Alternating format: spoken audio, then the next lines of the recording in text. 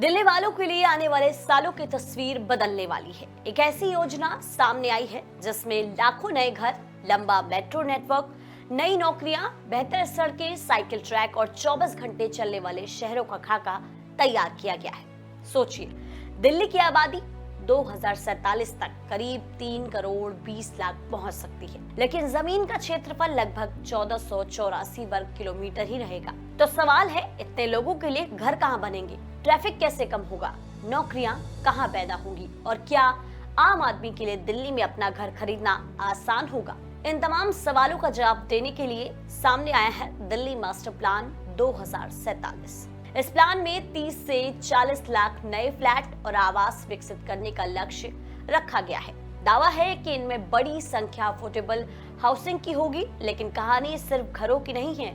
Metro network को 416 kilometre से बढ़ाकर 695 किलोमीटर करने की योजना है। यमुना किनारे करीब 52 किलोमीटर साइकिल ट्रैक, करीब 150 किलोमीटर पार्क कनेक्टर, नए ट्रांजिट हब, टीओडी जोन, नए आर्थिक केंद्र और कई इलाकों में निर्माण नियमों में बदलाव का प्रस्ताव है। तो आखिर 2047 की दिल्ली कैसी होगी, आज की इस रिपोर्ट में आपको बताएंगे। इस पूरे मास्टर प्लान की बड़ी बड़ी बातें, आम दिल्ली वाले पर इसका असर और सबसे बड़ी चुनौती, क्या ये प्लान कागज से निकलकर जमीन पर भी उतरेंगे? नमस्कार, मैं रितिका। दिल्ली मास्टर प्लान 2047 आखिर है क्या? सबसे पहले समझते हैं कि दिल्ली मास्टर प्लान 2047 है क्या। मास्टर प्लान किसी शहर के भविष्य का एक लॉन्ग टर्म रोड मैप होता है, यानी आने वाले वर्षों में कहां घर बनेंगे, कहां सड़कें होंगी, कहां मेट्रो और सार्वजनिक परिवहन पहुंचेगा, कहां बाजार और कारोबार विकसित होंगे, कहां हरित क्षेत्र रहेंगे और जमीन का इस्तेमाल किस तरह किया जाएगा। इन सब का खाका मास्टर प्लान में तैयार किया जाता है। दिल्ली के लिए तैयार एमपीडी 2047 का लक्ष्य है कि 2047 तक करीब 3.2 करोड़ आबादी वाली राजधानी के विकास को व्यवस्थित किया जाए। डीडीए ने अगस्त 2026 में इस मास्टर प्लान को मंजूरी दी है और अब इसे लेकर सबसे ज्यादा चर्चा हो रही है आवास को लेकर। 30 से 40 लाख नए घरों का लक्ष्य। दिल्ली में जमीन सीमित है और घरों की कीमत लंबे समय से आम आदमी के लिए बड़ी चुनौती रही है। इसी समस्या को ध्यान में रखते हुए मास्टर प्लान में करीब 30 से 40 लाख नए फ्लैट और आवास विकसित करने का लक्ष्य रखा गया है। सरकार के मुताबिक इनमें बड़ी संख्या अफोर्डेबल हाउसिंग की होगी, यानी कम और मध्यम आय वर्ग के लोगों को ध्यान में रखते हुए आवास उपलब्ध कराने पर जोर रहेगा। लेकिन सिर्फ नई जमीन पर नए मकान बनाने की बात नहीं है। पुराने और जर्जर फ्लैट्स के पुनर्विकास और निजी कॉलोनियों की रीडेवलपमेंट को भी मास्टर प्लान का हिस्सा बनाया गया है। मुख्यमंत्री रेखा गुप्ता ने भी कहा है कि हर वर्ग के लिए आवास पर विशेष ध्यान दिया गया है। इसी तहत जहां झुग्गी वहां मकान योजना को पीपीपी मॉडल से जोड़कर फ्लैट उपलब्ध कराने की योजना भी शामिल की गई है। मिडिल क्लास को क्या फायदा? अब सबसे अहम सवाल, अगर आप दिल्ली में अपना घर खरीदना चाहते हैं तो इस प्लान का आपके लिए क्या मतलब है? सीधी बात यह है कि अगर योजना प्रभावी तरीके से लागू होती है तो आने वाले सालों में दिल्ली में घरों के विकल्प बढ़ सकते हैं। खासकर छोटे और अफोर्डेबल घरों की उपलब्धता बढ़ने से मिडिल क्लास परिवारों को फायदा मिल सकता है।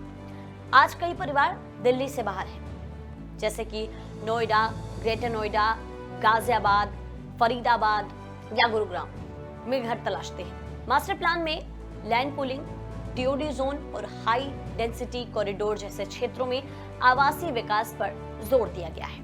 लेकिन यहाँ एक बात समझना जरूरी है, 40 लाख घरों का लक्ष्य घोषित होना और उन घरों का आम आदमी की पहुंच में आना दो अलग अलग बातें हैं। जमीन की कीमत, निर्माण लागत, मंजूरी, कनेक्टिविटी और वास्तविक बिक्री कीमत तय करेगी कि इसका फायदा कितने लोगों तक पहुंचता है। 416 से 695 किलोमीटर होगा मेट्रो नेटवर्क। अब बात करते हैं दिल्ली की लाइफलाइन यानी मेट्रो की। दिल्ली में बढ़ती आबादी के साथ ट्रैफिक भी लगातार बड़ी चुनौती है, इसलिए मास्टर प्लान में सार्वजनिक परिवहन को विकास का प्रमुख आधार बनाया गया है। मौजूदा करीब 416 किलोमीटर मेट्रो नेटवर्क को बढ़ाकर 695 किलोमीटर करने की योजना है, यानी भविष्य की दिल्ली में मेट्रो की पहुंच आज के मुकाबले काफी ज्यादा होगी। इसके अलावा एनसीआर प्लानिंग बोर्ड के तहत आरआईटीएस की 6 नई लाइनों के लिए सहमति बनने की भी बात कही गई है। मतलब दिल्ली को सिर्फ दिल्ली की सीमा के भीतर नहीं बल्कि पूरे एनसीआर के साथ बेहतर तरीके से जोड़ने की तैयारी है। ये 3 इलाके बनेंगे बड़े ट्रांजिट हब। बहुत समय से जिस मास्टर प्लान का इंतजार दिल्ली को था वो आज दिल्ली की जनता को मिल पा रहा है।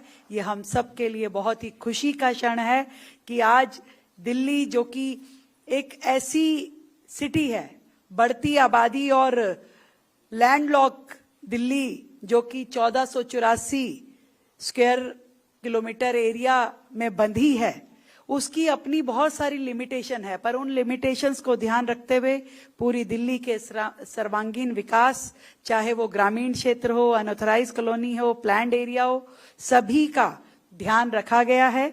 दिल्ली के बढ़ते ट्रांसपोर्ट को, प्रदूषण को ध्यान में रखते हुए भी शहरी विकास की योजना की गई है। हर वर्ग के लिए आवास भी इस मास्टर प्लान का एक बहुत बड़ा इसका अट्रैक्शन है कि दिल्ली की चाहे सभी रेजिडेंशियल कॉलोनियों की मैं बात करूं, मार्केट एरिया की बात करूं, लो डेंसिटी एरिया की बात हो, एजुकेशनल इंफ्रा की जब हम बात करते हैं उसको इतना आसान किया गया है, बहुत सारी कंडीशंस को हटाया गया है ताकि दिल्ली में फैसिलिटीज जो हैं वो बढ़ें, जनता को उनका अधिकार मिले और हर व्यक्ति उसमें इन्वॉल्व हो। तो ऐसे में कमर्शियल एक्टिविटीज के लिए भी बहुत बड़ा निर्णय लिया है कि दिल्ली की सभी 30 मीटर रोड पर अब कमर्शियल एक्टिविटी जो है वो ग्राउंड फ्लोर पे हो पाएगी। ये भी एक बड़ा कदम है दिल्ली के लिए।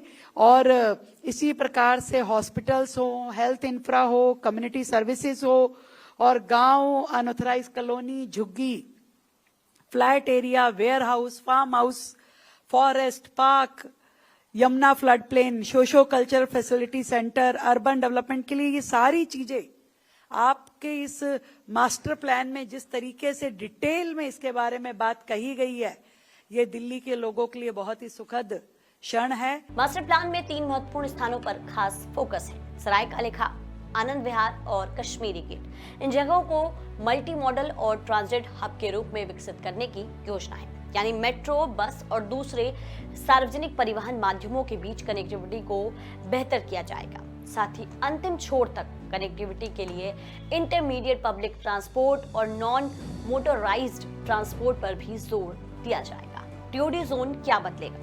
अब एक ऐसा प्रावधान जो आने वाले समय में दिल्ली के कई इलाकों की तस्वीर बदल सकता है। टीओडी यानी ट्रांसिट ओरिएंटेड डेवलपमेंट, जहां मेट्रो या सार्वजनिक परिवहन की अच्छी कनेक्टिविटी है, उसके आसपास ज्यादा योजनाबद्ध तरीके से घर, दुकानें और दूसरी सुविधाएं विकसित करना। मास्टर प्लान में टीओडी के लिए 2000 वर्ग मीटर के प्लॉट पर 500 फार्म के साथ बड़े पैमाने पर आवासीय विकास का प्रावधान रखा गया है। टीओडी परियोजनाओं के लिए न्यूनतम क्षेत्रफल की सीमा 10,000 वर्ग मीटर से घटाकर 2000 वर्ग मीटर करने का प्रावधान है। साथ ही समयबद्ध और ऑनलाइन मंजूरी की व्यवस्था प्रस्तावित है।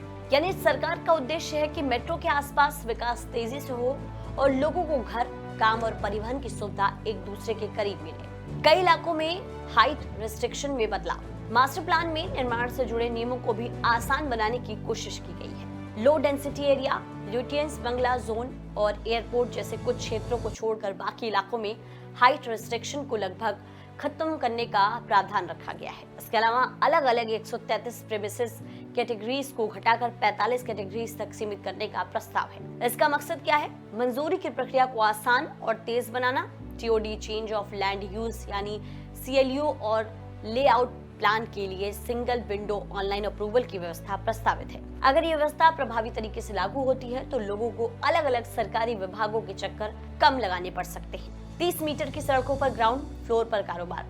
दिल्ली के कारोबारियों के लिए भी एक महत्वपूर्ण बदलाव प्रस्तावित है।